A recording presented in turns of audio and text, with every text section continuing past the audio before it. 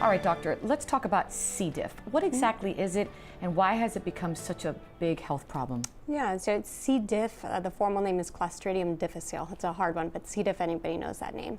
C. diff is actually a normal type of bacteria that's in everyone's intestine.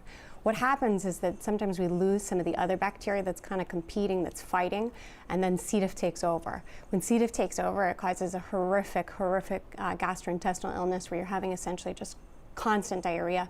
It's really terrible. It affects generally the lower part of the colon, and it's a really severe disease. And why does it take over in some people and not others, if that's even a fair question? No, it is. So we see people that are more likely to get it. Number one is the first most likely is if you have ever had C. diff before, you are way more likely to get it again. The next one is if you've been on antibiotics, because antibiotics, what they do is they clean out that normal gut flora, that normal gut bacteria, and unfortunately let Clostridium difficile or C. diff win.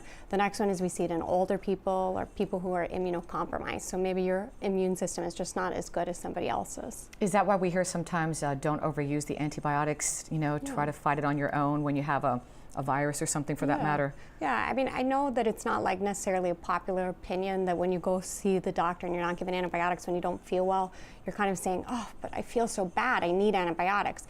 But there's a reason why doctors have stopped giving so many antibiotics. We see that a lot of times the antibiotics aren't necessary, but then unfortunately we see the complications, and C. diff is one of them. C. diff has really just become so prevalent that we are now trying to use antibiotics judiciously when we can.